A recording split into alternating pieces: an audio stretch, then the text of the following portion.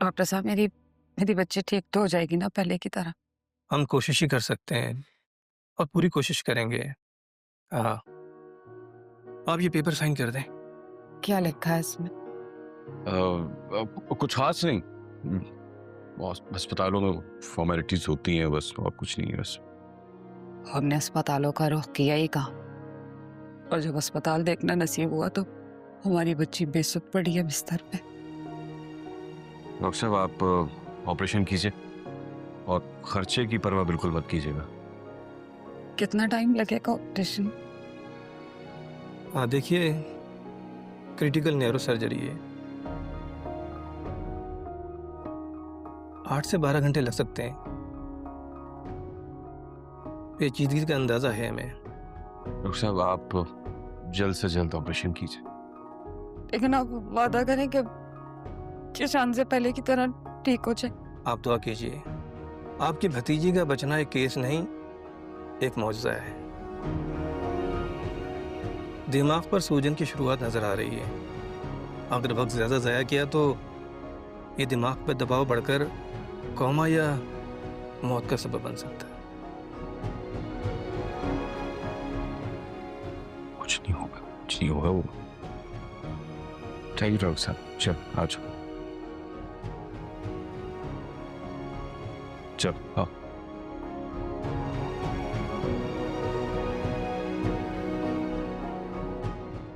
तुम आजकल वैसे रोज लेट नहीं होने लग गए ऑफिस से? सुबह तुम ऑफिस के लिए तैयार हो रहे थे ना, अभी यूनिवर्सिटी में बैठे क्या कर रहे हो? वो तुमने खबर ही ऐसी सुनाई थी कि मेरा दिल ऑफिस में लगना ही नहीं था। हाँ ठीक है असद, वो सारी बातें अपनी जगह ठीक है, लेकिन जॉब भी बहुत जरूरी है। चलो उठो, काम पर जाओ। मैं ये सोच रहा था कि बाहर से कुछ खा लेते हैं, उसके बाद मैं तुम्हें यूनिवर्सिटी ड्रॉप करके ऑफिस चला जाऊंगा। नहीं, अब ऐसा कुछ नहीं हो रहा। क्यों? देखो असद, भाई तुमसे मिलने के लिए मान गया ना, ये भी किसी मिरेकल से कम नहीं है। और अब हमें कोई ऐसी बेवकूफी नहीं करनी, पहले भी किसी ने हमारी पिक्चर लेकर भाई को सेंड कर दी थी। होते हैं कुछ शाह से ज्यादा शाह के वफादार। तुम्हारे भाई के किसी चमचे ने उनको खुश करने के लिए सब किया। पता नहीं चमचा था या नहीं था, ये मुझे नहीं पता, लेकिन अब हम ऐसा कुछ नहीं करेंगे, क्योंकि भाई को पता चल गया ना तो उनका रिएक्शन बहुत बुरा होगा। अब लेकिन क्यों? अब तो भाई को सब पता है ना हमारे बारे में। हाँ पता है तो क्या, पता है तो भाई के सामने तुम्हारे गुण गाती रहूं? ठीक है, हम एक दूसरे से मोहब्बत करते हैं, हमारे घर वालों का सब कुछ पता चल गया है, बट हमें उन्हें चैलेंज नहीं करना चाहिए। ठीक है, मान गया मैं आपकी बहादुरी को, आपकी अक्लमंदी को। आप बिल्कुल ठीक कह रही हैं। और मेरी लंच की भूख मेरे पेट में दम तोड़ चुकी है। She is dead now. Asad, कल भाई के सामने क्या कहना है क्या नहीं कहना, किस तरह का रवैया रखना है, किस तरह के कपड़े पहनने, प्लीज तुम इस पे फोकस कर लो प्लीज। हाँ ना, अब करना ही पड़ेगा, नहीं तो बाकी की सारी जिंदगी सैड सॉन्ग सुनते हुए गुजर जाएगी मेरी। यार मारा क्यों? तुम लड़के ना कभी सीरियस हो ही नहीं सकते हो, ये हम लड़कियां ही बेवकूफ होती हैं जो तुम लोगों से वादे करके फंस जाती हैं।